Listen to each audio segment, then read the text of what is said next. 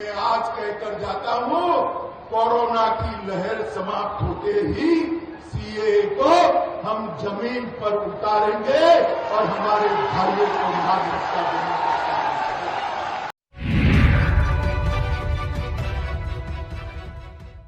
नमस्कार, इन खबर में आपका स्वागत है। केंद्रीय गृह मंत्री अमित शाह पश्चिम बंगाल के 2 दिवसीय दौरे पे है। सिलीगुड़ी में एक सभा को संबोधित कर रहे थे और वहीं पे उन्होंने सीए की बात छेड़ दी और कहा कि अभी कोरोना का दौर चल रहा है, जरा खत्म होने दीजिए, फिर सीएए हर हाल में लागू होगा।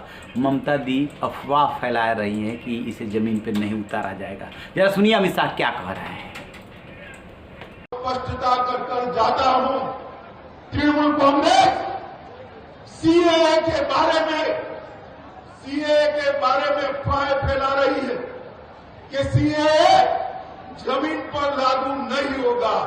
मैं आज कहकर जाता हूं, कोरोना की लहर समाप्त होते ही सीएए को हम जमीन पर उतारेंगे और हमारे भाइयों को नागरिकता देने का काम करेंगे।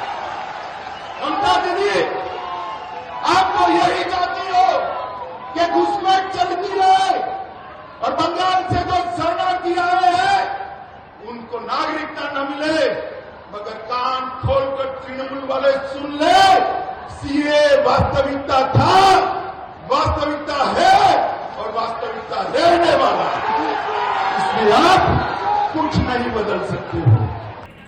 जैसा कि आपने सुना, वो साफ साफ कह रहे हैं कि कोरोना का दौर खत्म होते ही सीएए लागू होगा। सीएए क्या है और क्यों ममता दी कह रही है कि इसे बीजेपी सरकार लागू नहीं कर पाएगी, जरा इसको समझते हैं।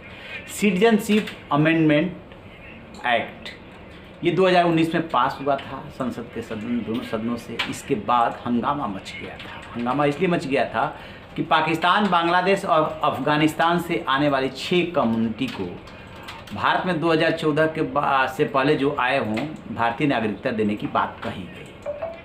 उसमें मुस्लिम शामिल नहीं किए गए। बस यहीं से हंगामा मच गया कि मुस्लिमों को शामिल क्यों नहीं किया गया, और बात ये कही गई कि मुस्लिमों की जो सिटीजनशिप है वो छीनी जा रही है। बहुत दिनों तक शाहीन बाग में आंदोलन चलता रहा। जब कोरोना आया तो वो आंदोलन किसी तरह से खत्म हुआ था, मामला सुप्रीम कोर्ट तक पहुंचा था।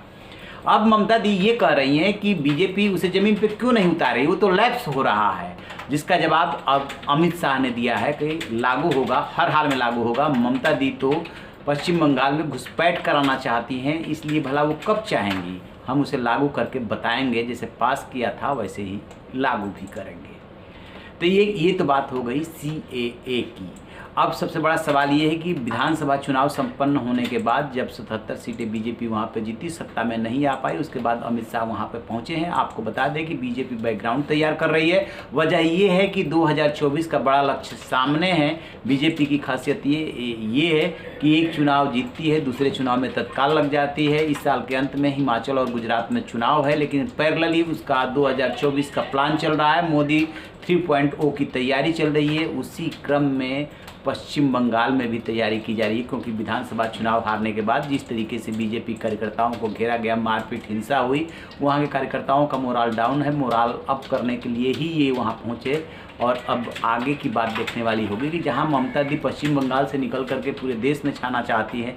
ममता बनर्जी हूँ, इसके अलावा आप तेलंगाना के जो सीएम हैं केसीआर, वो और भी कई मुख्यमंत्रियों की महत्वाकांक्षाएं कुलाचे मार रही है और वो दिल्ली की राजनीति में आना चाहते हैं। बीजेपी उन्हें हर हाल में रोकना चाहेगी।